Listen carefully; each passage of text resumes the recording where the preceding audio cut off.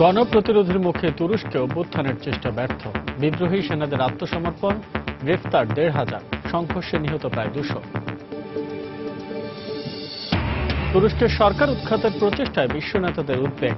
Erdogan সরকারকে যুক্তরাষ্ট্র ও ইইউর সমর্থন, শিগগিরই স্থিতিশীলতা ফেরার আশা রাশিয়ার। শোকে আচ্ছন্ন ফ্রান্সের নিজ শহর, শ্রদ্ধা আর ভালোবাসায় নিহতদের স্মরণ। ৪৮ ঘণ্টা পর হামলার দায় স্বীকার আইএসের। এবং সিরিয়ায় দীর্ঘমেয়াদী যুদ্ধবিরতিতে একমত যুক্তরাষ্ট্র রাশিয়া। রাজনৈতিক সংস্কারের লক্ষ্যে অভিন্ন পদক্ষেপ নিতে সমঝোতা। হোমসে রুশ বিমান হামলায় ১৮ আইএস সদস্য নিহত।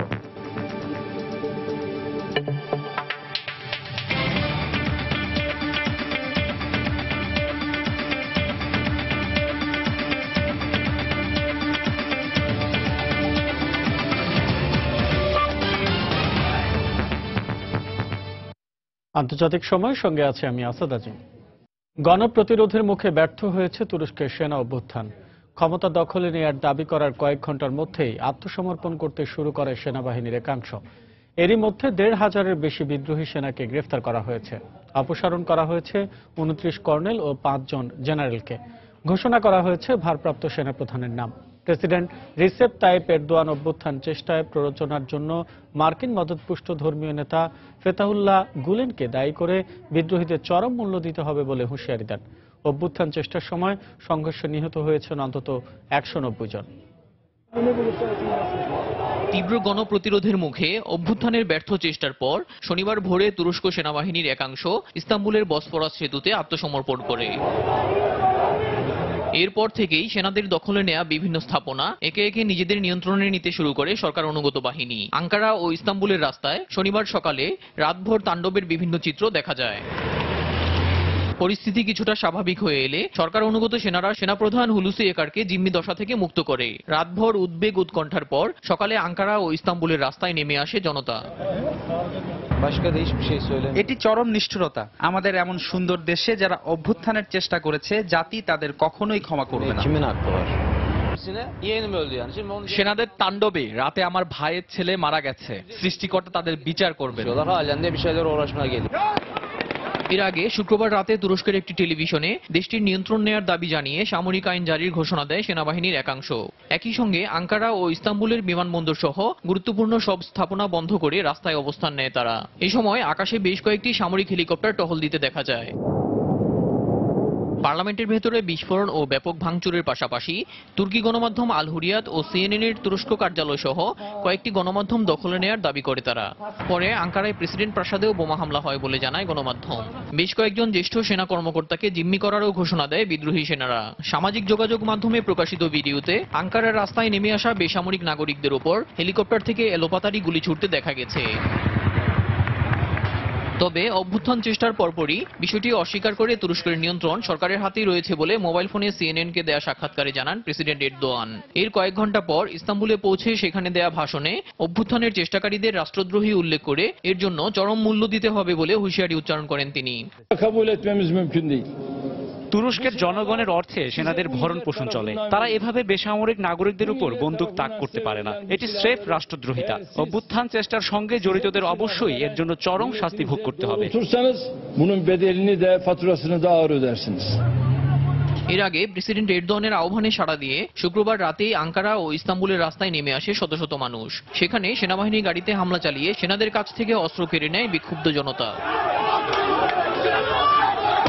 বিপথগামী সেনাদের এই অভ্যুত্থান চেষ্টায় প্ররোচনার জন্য মার্কিন মদতপুষ্ট ধর্মীয় নেতা ফেথুল্লাহ গুলেনকে দায়ী করেছেন প্রেসিডেন্ট এরদোয়ান। ঘটনায় জড়িত থাকার অভিযোগে এরই মধ্যে তুর্কি সামরিক বাহিনীর ২৯ কর্নেল ও ৫ জন জেনারেলকে অপসারণ করা হয়েছে।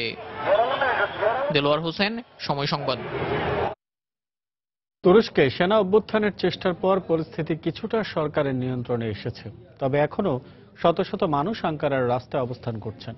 সেখানকার সর্বশেষ অবস্থা নিয়ে আমরা কথা বলেছি আঙ্কারায় অবস্থান করা প্রবাসী সাংবাদিক রহমতুল্লাহ রফিকের সঙ্গে। তিনি জানিয়েছেন আমাদের বিস্তারিত। রাত ১০টা থেকে শুরু হওয়া এই সামরিক অভ্যুত্থানের সাথে সাথেই তুরস্কের সবচেয়ে বড় বিমানবন্দর আতাতুর্ক বিমানবন্দর দখল করে নেয় বিদ্রোহীরা এবং একই সময়ে তুরস্ক সরকারের সরকারি টেলিভিশন সেন্টারকে দখল করে নেওয়া হয়। রাত 12টার দিক থেকে বিদ্রোহীদের ট্যাঙ্ক এবং সামরিক যানগুলোতে জনগণ দখল করে নেয়। বিদ্রোহীদের মধ্যে সব বড় ধরনের কোনো জেনারেল অথবা মেজর জেনারেল না থাকার কারণে সব ধরনের সামরিক স্থাপনা এবং সরকারি স্থাপনাকে দখল করার সুযোগ পায়নি। রাত 3টার দিকে তুরস্কের বেসরকারি 2টি টেলিভিশন সেন্টার এবং একটি পত্রিকাও দখল করে নেয় বিদ্রোহী সেনা সদস্যরা। সময় রাত 3টার দিকে president রেজেপ Tayyip Erdogan Istanbul Ataturk বিমানবন্দরে অবতরণ করেন এবং সেখান থেকে মূলত সামরিক বিদ্রোহী সেনা সদস্যদের আত্মসমর্পণের কর্মকাণ্ড শুরু হয়। পরিস্থিতি সম্পূর্ণ এখন স্বাভাবিক। সরকারের অধীনে সবকিছু, সরকারের নিয়ন্ত্রণে সবকিছু আছে। শুধুমাত্র আঙ্কারাতে একটি স্থাপনাতে এখনো বিদ্রোহী সেনারা অবস্থান করছে এবং সেখান থেকে তাদেরকে আত্মসমর্পণে আহ্বান জানানো হচ্ছে। আসলে জনগণ বলতে তুরস্কের সব জনগণ এখন পর্যন্ত রাস্তায়। রাত 10টা থেকে তারা রাস্তায় নেমে আসে, এখনো রাস্তাতে আছে। রাস্তাতে কোনো ধরনের বিদ্রোহী সেনাদের উপস্থিতি এখন আর নাই। বাংলাদেশি কমিউনিটি কিছুটা ভীত সন্তুষ্ট ছিল। এখানে সেনাবাহিনী অভ্যুত্থান হলে হয়তো বা বিদেশিদেরকে বড় ধরনের সমস্যা করতে হতো, এটা নিয়ে অনেকেই চিন্তিত ছিলাম। কিন্তু এখন সরকারের নিয়ন্ত্রণে সবকিছু চলে আসার কারণে আমাদের সেই চিন্তাটা বা সবার মধ্যে সেই চিন্তাটা দূর হয়েছে আপাতত। তুরস্কে সেনাবাহিনীর একাংশের সরকার উৎখাতের প্রচেষ্টায় উদ্বেগ জানিয়েছে বিশ্ব সম্প্রদায়। শিগগিরই দেশটিতে স্থিতিশীলতা ফিরে আসবে বলে আশা প্রকাশ করেছে রাশিয়া ও যুক্তরাষ্ট্র। তুরস্কের নির্বাচিত সরকারকে সমর্থন দেওয়ার জন্য সাধারণ তুর্কিদের প্রতি আহ্বান জানিয়েছেন মার্কিন প্রেসিডেন্ট বারাক ওবামা। দেশটির এই সংকটকালে এরদোয়ান সরকারের প্রতি সমর্থন জানিয়েছে ইউরোপীয় ইউনিয়নও।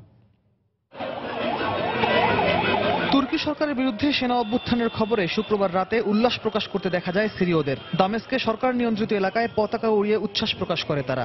এরদোয়ান সরকারকে সিরিয়ার সবচেয়ে বড় আঞ্চলিক শত্রু বলেও অভিযোগ করে প্রেসিডেন্ট আসাদের সমর্থকরা। তবে তুরস্কের এই দুঃসময়ে পাশে দাঁড়িয়েছে বিশ্ব সম্প্রদায়। তুর্কি সেনাদের একাংশ সরকারের বিরুদ্ধে গণতন্ত্র ও অসাম্প্রদায়িক চেতনা লঙ্ঘনের অভিযোগ আনলেও মার্কিন প্রেসিডেন্ট বারাক ওবামা প্রেসিডেন্ট এরদোয়ানকে গণতান্ত্রিকভাবে নির্বাচিত সরকার প্রধান বলে উল্লেখ করেন। এক বিবৃতিতে তিনি তুরস্কের সব পক্ষকে সহিংসতা এড়িয়ে চলার আহ্বান জানান। মস্কো সফররত মার্কিন পররাষ্ট্রমন্ত্রী জন কেরিও দ্রুততম সময়ের মধ্যে তুরস্কে স্থিতিশীলতা ফিরে আসবে বলে আশা প্রকাশ করেছেন। রুশ পররাষ্ট্রমন্ত্রী সের্গেই ল্যাভরভ পরিস্থিতি শান্ত না হওয়া পর্যন্ত তুরস্কে অবস্থানকারী তার দেশের নাগরিকদের সতর্ক থাকার আহ্বান জানিয়েছেন। তুরস্কে জটিল এক অবস্থা বিরাজ করছে। এই মুহূর্তে আমাদের কাছে সে বিষয়ে স্পষ্ট তথ্য নেই। আমাদের আশা খুব শিগগিরই সেখানকার সব জায়গায় পরিস্থিতি সরকারের নিয়ন্ত্রণে চলে আসবে। তুরস্কের সহিংসতার ঘটনায় আমরা উদ্বিগ্ন। যে কোনো দেশের সরকার প্রধানের উচিত সহিংসতা এড়িয়ে শান্তিপূর্ণ ও সাংবিধানিক উপায়ে সংকটের সমাধান করা। আমরা আসলে বোঝার চেষ্টা করছি ঠিক কি কারণে এমন ঘটনা ঘটল। জাতিসংঘের পক্ষ থেকেও সবাইকে শান্ত থাকার পাশাপাশি তুরস্কের বর্তমান পরিস্থিতি পর্যবেক্ষণ করা হচ্ছে বলে জানানো হয়। ঘটনার স্পষ্ট ব্যাখ্যা জানার চেষ্টা চলছে বলে জানান সংস্থার মহাসচিব বান কি মুন। এদিকে তুরস্ককে গুরুত্বপূর্ণ আঞ্চলিক অংশীদার উল্লেখ করে অহিংস উপায় দেশটির সংকট সমাধানের আহ্বান জানিয়েছে ইউরোপীয় কাউন্সিল। মঙ্গোলিয়ায় আসেম সম্মেলনের শেষ দিন শনিবার এক সংবাদ সম্মেলনে সংস্থার প্রেসিডেন্ট ডোনাল্ড টাস্ক বলেন, আধুনিক তুরস্কে সামরিক অভ্যুত্থানের কোনো জায়গা নেই। আসেম সম্মেলনে ইউরোপের বিভিন্ন দেশের নেতাদের সঙ্গে আমার তুরস্কের বর্তমান পরিস্থিতি নিয়ে আলোচনা হয়েছে। বর্তমান তুরস্কে গণতন্ত্র বিরোধী শক্তির কোনো স্থান হবে না। তবে এটা মনে রাখতে হবে, সেখানে যে সংকট চলছে সহিংসতার মাধ্যমে তার সমাধান সম্ভব না। এদিকে মেক্সিকো, ইরান, বুলগেরিয়া সহ কয়েকটি দেশ তুরস্কে অবস্থানকারী নিজ নিজ নাগরিকদের সতর্কভাবে চলাফেরার পরামর্শ দিয়েছে। রিয়াদুল ইসলাম, সময় সংবাদ। আন্তর্জাতিক সময় আরো দেখবেন। 9/11 নিয়ে গোপন তদন্ত প্রকাশ যুক্তরাষ্ট্রের। হামলাকারীদের সঙ্গে সৌদি সরকারের জড়িত থাকার স্পষ্ট কোনো প্রমাণ মেলেনি, স্বাগত জানালো রিয়াদ।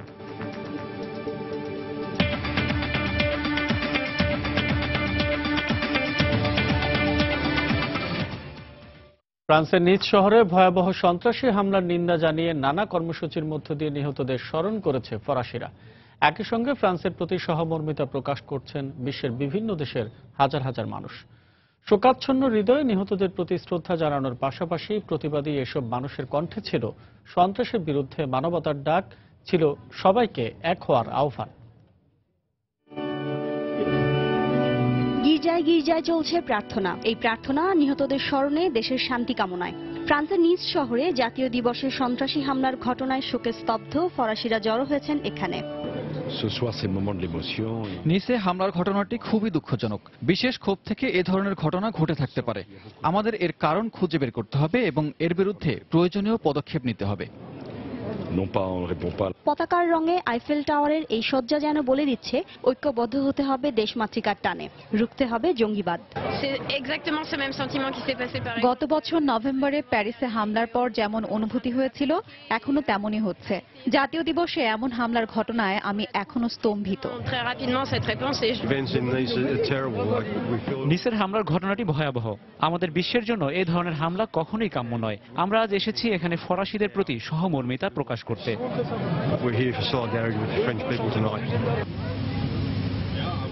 মোমবাতির আলোয় নিস শহরে ভয়াবহ সন্ত্রাসী হামলায় হতাহতদের স্মরণ করে জার্মানরাও।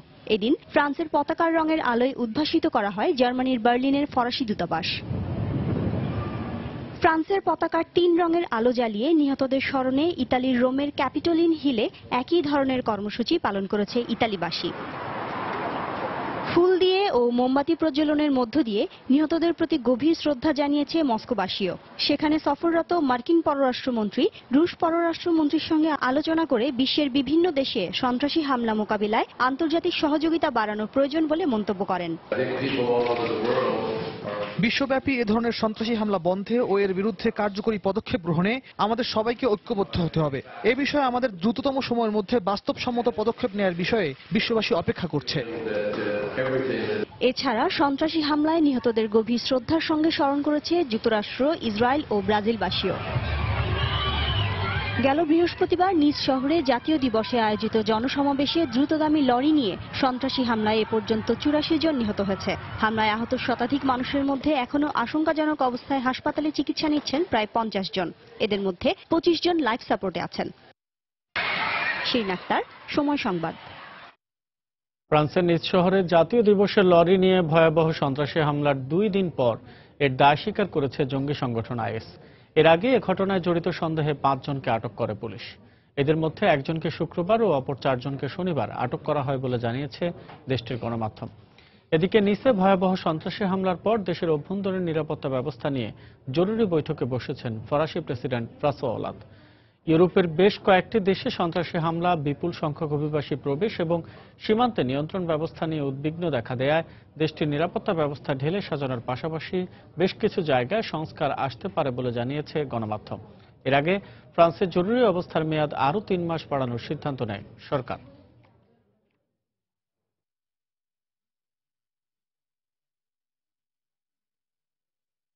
ফ্রান্সের নিজ শহরে ট্রাক নিয়ে ভয়াবহ সন্ত্রাসী হামলার ঘটনায় যুক্তরাষ্ট্র দেশটির পাশে রয়েছে উল্লেখ করে আইএস সহ সব ধরনের সন্ত্রাসীর বিরুদ্ধে লড়াই চালিয়ে যাওয়ার অঙ্গীকার করেছেন মার্কিন প্রেসিডেন্ট বারাক ওবামা। একই সঙ্গে যুক্তরাষ্ট্রের স্বাধীনতা ও জাতীয় মূল্যবোধ রক্ষায় দেশটির সকল নাগরিকদের প্রতি আহ্বান জানান তিনি। এছাড়াও নিসে সন্ত্রাসী হামলার পর ফ্রান্সকে সব ধরনের সাহায্য সহযোগিতার প্রস্তাব দিয়েছে হোয়াইট হাউস। সন্ত্রাসীরা জাতি, ধর্ম, বর্ণ নির্বিশেষে সবাইকে হত্যা করছে। তবে আমি বলতে চাই, বিশ্বব্যাপী সন্ত্রাস বিরোধী যে জোট আজ আইএস এর বিরুদ্ধে লড়াই চালিয়ে যাচ্ছে তা অব্যাহত থাকবে। এ ধরনের হামলায় ভীত হয়ে আমরা কখনোই পিছু হটব না। আমাদেরকে থামানো যাবে না। ফ্রান্সে 2015 সাল থেকে এ পর্যন্ত সন্ত্রাসী হামলায় 230 জনের বেশি মানুষ নিহত হয়েছে, যা গত শতকের চেয়ে বেশি। এক জরিপে দেখা গেছে 1914 ও 2014 সালের মধ্যবর্তী সময়ে বোমা হামলা, বিমান ছিনতাই সহ বেশ কিছু সন্ত্রাসী হামলা প্রায় 150 মানুষ নিহত হয়। এর মধ্যে 1961 সালে স্ট্রাসবার্গ প্যারিস রুটের একটি ট্রেনে ভয়াবহ বোমা হামলায় নিহত হয় 28 জন। এদিকে 2015 সালের জানুয়ারি মাসে প্যারিসে ব্যঙ্গাত্মক ম্যাগাজিন শার্লি এবদোর কার্যালয়ে হামলায় 12 জন নিহত হয়, আহত হয় আরও 12 জন। একই বছর প্যারিসের রেস্টুরেন্ট ও বাতাক্লন কনসার্ট হল সহ 3টি স্থানে আইএসের সিরিজ হামলায় নিহত হয় 130 জন। সর্বশেষ কাল বৃহস্পতিবার দেশটির নিজ শহরে জাতীয় দিবসে আয়োজিত সমাবেশে সন্ত্রাসী হামলায় নিহত হয় 84 জন, আহত হয় শতাধিক মানুষ। এদিকে নিসে হামলার পর শঙ্কা আর উদ্বেগের মধ্য দিয়ে দিন কাটাচ্ছেন ফ্রান্সে বসবাসরত বাংলাদেশিরা। তাদের আশঙ্কা, ব্যবসা বাণিজ্যে সন্ত্রাসী হামলার নেতিবাচক প্রভাব পড়তে পারে। এ বিষয়ে বিস্তারিত জানিয়েছেন আমাদের ফ্রান্স প্রতিনিধি লুৎফুর রহমান বাবু। এভাবে একের পর এক যে আক্রমণগুলো আসছে ফ্রান্সের উপরে, তাহলে আবারও কি ব্যবসা বাণিজ্যের নেতিবাচক প্রভাব পড়ে কিনা, এবং একই সাথে আমাদের বাংলাদেশিরা বিভিন্ন যে শহরগুলোতে আছেন সেখানেও তারা শঙ্কার কথা জানিয়েছেন। এবং সবচেয়ে বড় যে বিষয়টি, আমাদের যে বাংলাদেশিরা এখানে বৈধতার প্রক্রিয়ার মধ্যে রয়েছেন, বিভিন্ন উপায়ে বৈধ ভ্রমণ বিভিন্ন উপায় আছেন, তারা একটি শঙ্কার মধ্যেই আছেন যে এ ধরনের একটি সন্ত্রাসী হামলার পর বৈধতার প্রক্রিয়ায় কোনো কঠোরতা আসে কিনা। তো এই প্রক্রিয়াগুলোর সাথে যারা জড়িত আছেন আমি তাদের সাথে কথা বলার চেষ্টা করেছিলাম, আমি অনেকের সাথে কথা বলেছি। তো তারা আমাকে জানিয়েছেন যে এই মুহূর্তে শঙ্কিত হওয়ার মতো কিছু নেই, কারণ এদেশে একটি আইনের পরিবর্তন করতে হলে সংসদে সেই আইনটি পাশ করে নিয়ে আসতে হয়, এবং সেটি যদি মানবতার বিরুদ্ধে যায় তাহলে আবার মানবাধিকার সংগঠনগুলো আছে তারা আবার আন্দোলন করে। সে কারণে যারা বৈধতার প্রক্রিয়ার মধ্যে রয়েছেন তারা এই মুহূর্তে যেন শঙ্কিত না হন সেটি পরামর্শ দিয়েছেন এই বিষয়গুলো নিয়ে যারা কাজ করেন। এবং আরেকটি বিষয় আমি আপনাদেরকে জানিয়ে রাখি, আমি আগেও বলেছিলাম যে আমাদের এখানে বাংলাদেশে দুটি মসজিদ রয়েছে, এবং গত শুক্রবারে জুমার নামাজে এই সন্ত্রাসী হামলার তীব্র নিন্দা জানানো হয়েছে, এবং তারা দৃঢ়তার সাথে বলেছেন ইসলামে জঙ্গিবাদের কোনো স্থান নেই, ইসলাম হচ্ছে অনেক শান্তির একটি ধর্ম। আর বাংলাদেশের কমিউনিটিতে বাংলাদেশি পাড়ার যে ব্যবসা বাণিজ্যগুলো রয়েছে, আমি গতকাল গিয়েছিলাম এবং আজকেও সকালেও গিয়েছিলাম, যে স্বাভাবিক যে জীবনযাত্রা কিছুটা ব্যাঘাত ঘটেছে। মানুষজন আগের মতো এতটা এখনো রাস্তাঘাটে নেই, কিছুটা হলেও তার একটা প্রভাব পড়েছে। ব্যবসা বাণিজ্যের যে স্থানগুলো সেখানে মানুষ আসতে কিছুটা ভয় পাচ্ছে। তো এই ছিল আমার কাছে এখন পর্যন্ত সর্বশেষ সংবাদ। সিরিয়ায় শান্তি ফিরিয়ে আনতে দেশটিতে দীর্ঘমেয়াদী যুদ্ধবিরতি, মানবিক সহায়তা পৌঁছানো এবং রাজনৈতিক সংস্কারের লক্ষ্যে অভিন্ন পদক্ষেপ গ্রহণে একমত হয়েছে যুক্তরাষ্ট্র ও রাশিয়া। তবে প্রেসিডেন্ট বাশার আল আসাদের ক্ষমতায় থাকা না থাকা নিয়ে দুদেশের মতবিরোধ এখনো রয়ে গেছে। মস্কোয় দুদেশের পররাষ্ট্রমন্ত্রীদের বৈঠকের পর সংবাদ সম্মেলনে এসব কথা জানানো হয়। এদিকে রুশ বিমান হামলায় সিরিয়ার হোমস প্রদেশে 18 আইএস সদস্য নিহত হয়েছে। সিরিয়ায় বিমান হামলা চালানো দুদেশ রাশিয়া ও যুক্তরাষ্ট্র একে অন্যের বিরুদ্ধে বিভিন্ন সময় নানা অভিযোগ আনলেও দেশটিতে শান্তি ফিরিয়ে আনার লক্ষ্যে কিছু বিষয়ে সমঝোতায় পৌঁছেছে। সিরিয়া বিষয়ে শুক্রবার মস্কোয় রুশ পররাষ্ট্রমন্ত্রী সের্গেই লাভরভের সঙ্গে বৈঠক করেন মার্কিন পররাষ্ট্রমন্ত্রী জন কেরি। আসাদ সরকারকে রাশিয়া সমর্থন করছে অভিযোগ করে বৈঠকে কেরি জোর দিয়ে বলেন, আসাদ ক্ষমতা না ছাড়লে সিরিয়ায় শান্তি আসবে না। কিন্তু লাভরভ এর বিরোধিতা করে বলেন, আসাদ জঙ্গিদের হাত থেকে দেশকে রক্ষা করছেন। শুক্রবার সকাল থেকে রাত পর্যন্ত বৈঠকের পর সাংবাদিকদের মুখোমুখি হয়ে কেরি ও লাভরভ জানান কিছু বিষয়ে একমত হয়েছেন তারা। আমরা যেসব বিষয়ে একমত হয়েছি সেগুলো সব আপনাদের সামনে তুলে ধরতে চাইছি না, কারণ আমরা সেগুলো কাজের মাধ্যমে দেখাতে চাই। তবে সিরিয়ার বাছবিচারহীন বোমা হামলা বন্ধ করতে হবে, এ বিষয়ে আমরা একমত।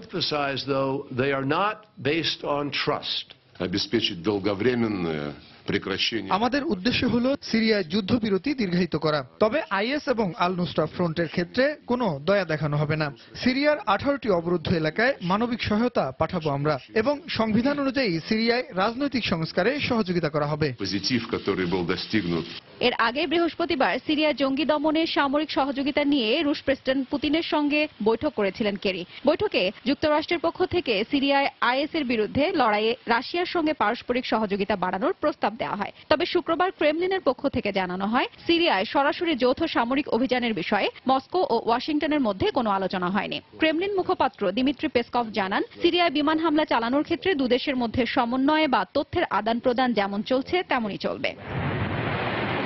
সিরিয়ায় শান্তি ফিরিয়ে আনার বিষয়ে দুই পরাশক্তির মধ্যে যখন আলোচনা চলছে, তখনও রুশ বিমান হামলা চলেছে আইএস দমনের লক্ষ্যে। হোমস শহরের অদূরবর্তী আল সুকনাপ অঞ্চলে চালানো এসব হামলায় 18 আইএস জঙ্গি নিহত হয়েছে বলে জানিয়েছে সিরীয় পর্যবেক্ষণ সংস্থা। রুশ প্রতিরক্ষামন্ত্রী সের্গেই শোইগু জানান, বিমান হামলার মাধ্যমে সন্ত্রাসীদের অস্ত্র সরবরাহ পথ বিচ্ছিন্ন করে দেওয়া হয়েছে।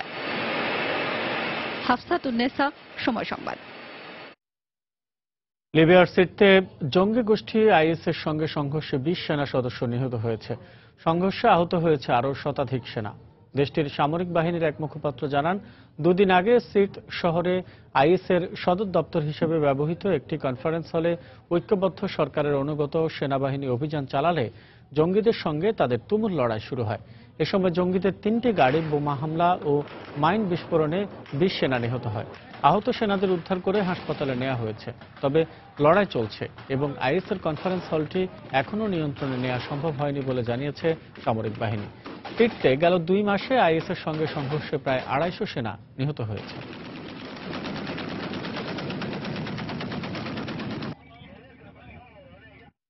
দুর্নীতি ও সাম্প্রদায়িকতার বিরুদ্ধে ইরাকের বাগদাদে বিক্ষোভ করেছে কয়েক হাজার মানুষ।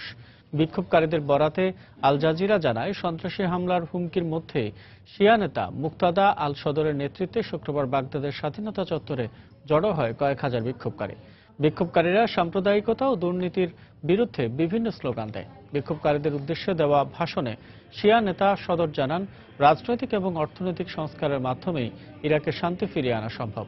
অবৈধ উপায়ে ক্ষমতা বন্টনের কারণে ইরাকে রাজনৈতিক ও সাম্প্রদায়িক সমস্যা সৃষ্টি হয়েছে বলে অভিযোগ করেন মুক্তাদা আল সদর।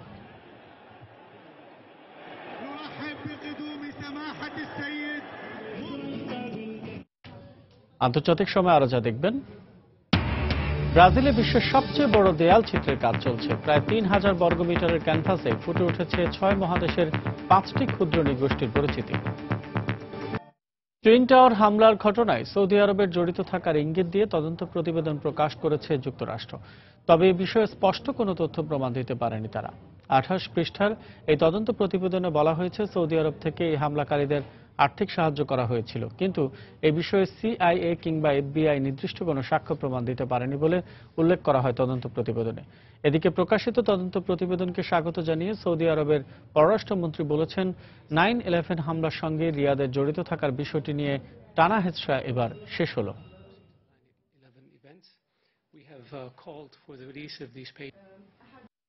ভূমধ্যসাগরের লিবিয়া উপকূলে অভিযান চালিয়ে 2টি নৌযান থেকে শতাধিক অভিবাসীকে উদ্ধার করেছে নরওয়ে ও ইতালির কোস্টগার্ড।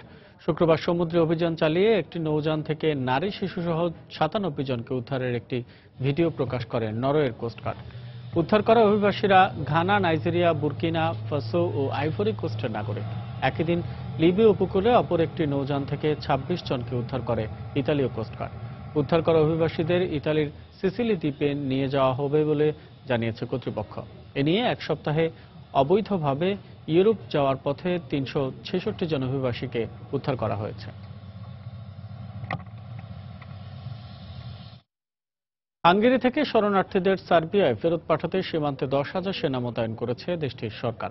হাঙ্গেরির স্বরাষ্ট্র মন্ত্রণালয় জানিয়েছে, গত 5 জুলাই দেশটিতে শরণার্থী প্রত্যাবর্তন বিষয়ক নতুন আইন পাশ হওয়ার পর থেকে প্রতিদিন রাতে শতাধিক শরণার্থীকে সীমান্তের কাঁটাতারের বেড়া পার করে ফেরত পাঠানো হচ্ছে। হাঙ্গেরির নতুন এই আইনে সীমান্ত এলাকার 8 কিলোমিটারের মধ্যে থাকা শরণার্থীদের ফেরত পাঠানোর কথা বলা হয়েছে।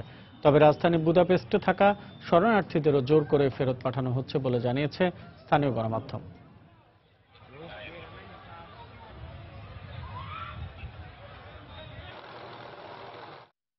শিশুসহ 5 জনকে অবৈধভাবে আটকে রাখার অভিযোগে 38 জনকে গ্রেফতার করেছে রোমানিয়ার পুলিশ। পুলিশ জানিয়েছে, গোয়েন্দা তথ্যের ভিত্তিতে রোমানিয়ার রাজধানীর বুখারেস্ট থেকে 170 কিলোমিটার দূরে বেরভোয়েস্তিতে অভিযান চালায় পুলিশ। এ সময় শিকল দিয়ে বাধা অবস্থায় 5 জনকে উদ্ধার করে তারা। পুলিশের এক মুখপাত্র জানায়, আশঙ্কাজনক অবস্থায় তাদের উদ্ধার করা হয়। এদের ঠিকমতো খেতে না দেওয়ার পাশাপাশি প্রচণ্ড মারধর করা হতো। সড়ক দুর্ঘটনায় এক তরুণীর মৃত্যুকে কেন্দ্র করে বিক্ষোভ করেছে ব্রাজিলের সাও পাওলো নাগরিকরা। স্থানীয় গণমাধ্যম জানায়, বৃহস্পতিবার রাতে শহরের উত্তরের প্রধান সড়কে জড়ো হয়ে কয়েকশো মানুষ বিক্ষোভে অংশ নেয়। তারা বলছে, গত 1 মাসে এই জায়গায় 4 জন সড়ক দুর্ঘটনায় নিহত হয়েছেন। ব্রাজিলের বারবার অনুরোধ করেও স্থানীয় সড়কটিতে যান চলাচলের গতি নিয়ন্ত্রণে কোনো স্পিড ব্রেকার নির্মাণে কোনো উদ্যোগ নেয়নি যোগাযোগ মন্ত্রণালয়। এদিকে পুলিশ পরিস্থিতি নিয়ন্ত্রণের চেষ্টা করলে বিক্ষোভকারীদের সঙ্গে সংঘর্ষ বাধে। পরে বেশ কয়েকজন বিক্ষোভকারীকে আটক করা হয়।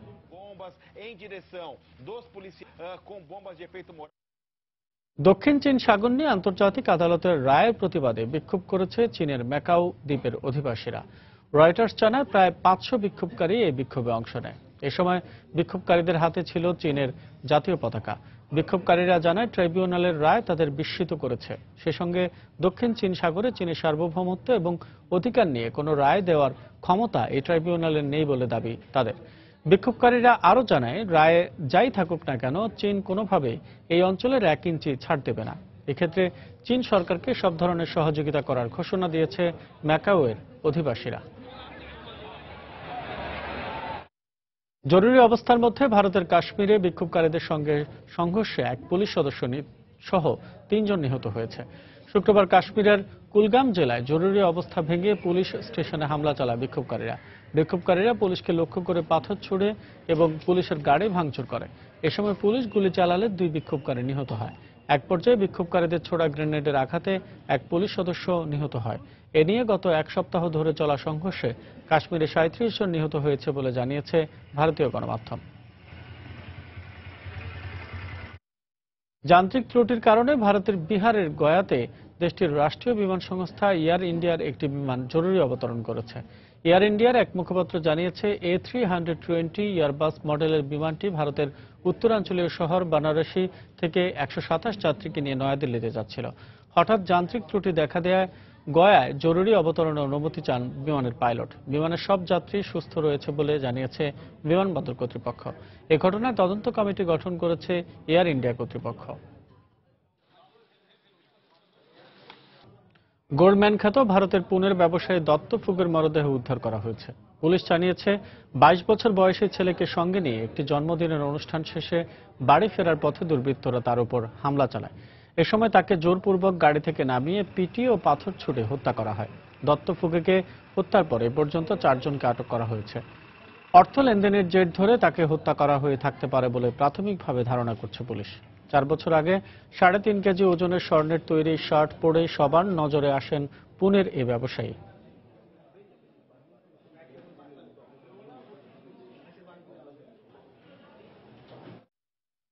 অলিম্পিকের মহাযজ্ঞ শুরু হতে বাকি আর মাত্র কদিন, তাই সেই জোয়ারে ভাসছে আয়োজক শহর ব্রাজিলের রিও ডি জেনেরোর অলিগলি।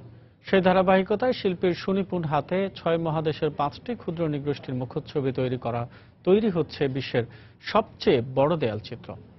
চলুন দেখে আসি ব্রাজিলের চিত্রশিল্পীর সেই অনন্য চিত্রকর্ম।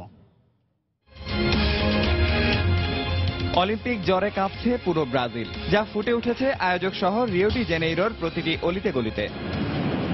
তবে আয়োজকদের নানান প্রস্তুতির সাথে এবার সামিল হলেন দেশটির এক স্ট্রিট আর্টিস্ট, যার হাতের ছোঁয়ায় তৈরি হচ্ছে বড় এক দেয়াল চিত্র।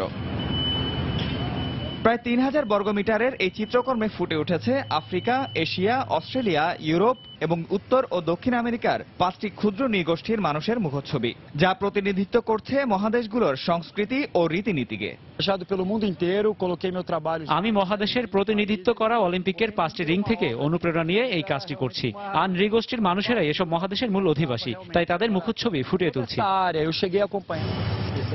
ব্রাজিলের সাও পাওলোতে জন্ম নেয়া স্ট্রিট আর্টিস্ট কোবরা যুক্তরাষ্ট্রের নিউ ইয়র্ক সিটিতে দ্য কিস নামে কালেইডোস্কোপিক মুরাল ও লস অ্যাঞ্জেলসে আলবার্ট আইনস্টাইনের পোর্ট্রেট এঁকে এরই মধ্যে খ্যাতি অর্জন করেছেন। তাই এবার বিশ্বের সবচেয়ে বড় দেয়াল চিত্র এঁকে নিজ দেশে অনুষ্ঠিত হতে যাওয়া অলিম্পিককে স্মরণীয় করার উদ্যোগ নিয়েছেন তিনি। আমি সারা বিশ্বের বিভিন্ন দেশে গিয়েছি, প্রায় 20টি দেশে নিজের কাজকে ছড়িয়ে দিয়েছি। যদিও কখনোই রিওতে কিছুই করা হয়নি, তাই রিওর এই পরিত্যক্ত এলাকাতেই বেছে নিয়েছি আমার দেয়াল চিত্রের জন্য, যা অলিম্পিকে আসা অতিথিদের জন্য দর্শনীয় স্থান হিসেবে পরিণত হবে বলে মনে করছি।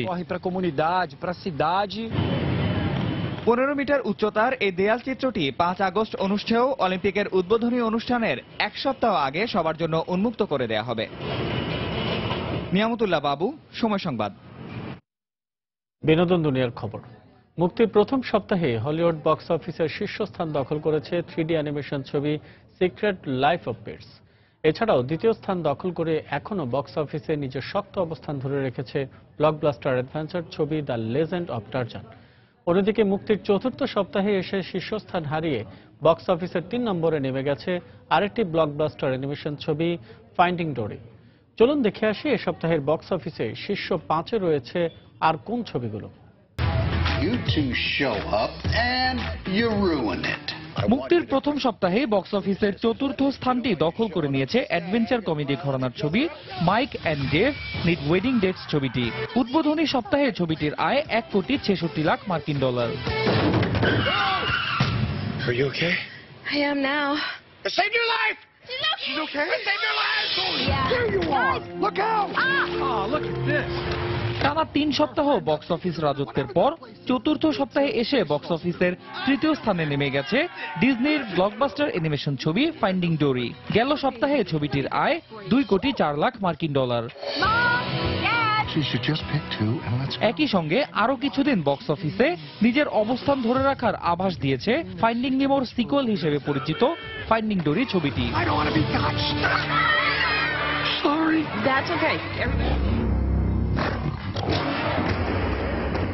এদিকে মুক্তির দ্বিতীয় সপ্তাহেও বক্স অফিসের দ্বিতীয় স্থানটি অক্ষুণ্ণ রেখেছে ওয়ার্নার ব্রস পিকচার্সের ব্লকবাস্টার অ্যাডভেঞ্চার ছবি দ্য লেজেন্ড অফ টারজান। টারজানকে সম্পূর্ণ নতুনভাবে উপস্থাপন করা এই ছবিটি মুক্তির দ্বিতীয় সপ্তাহে আয় করেছে $2.6 কোটি।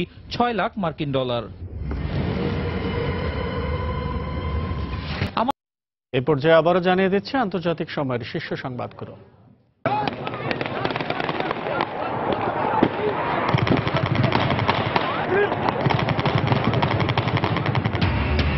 গণপ্রতিরোধের মুখে তুরস্কে অভ্যুত্থানের চেষ্টা ব্যর্থ, বিদ্রোহী সেনাদের আত্মসমর্পণ, গ্রেফতার প্রায় 3000, সংঘর্ষে নিহত 265 জন। তুরস্কের সরকার উৎখাতে প্রচেষ্টায় বিশ্ব নেতাদের উদ্বেগ, এরদোয়ান সরকারকে যুক্তরাষ্ট্র ও ইউর সমর্থন, শিগগিরই স্থিতিশীলতা ফেরার আশা রাশিয়া। শোকে আচ্ছন্ন ফ্রান্সের নিজ শহর, শ্রদ্ধা আর ভালোবাসায় নিহতদের স্মরণ, হামলায় জড়িত সন্দেহে 5 জন গ্রেফতার, 48 ঘণ্টা পর দায় স্বীকার আইএসের। এবং সিরিয়ার দীর্ঘমেয়াদী যুদ্ধবিরতিতে একমত যুক্তরাষ্ট্র রাশিয়া, রাজনৈতিক সংস্কারের লক্ষ্যে অভিন্ন পদক্ষেপ নিতে সমঝোতা, হোমসে রুশ বিমান হামলায় 18 আইএস সদস্য নিহত।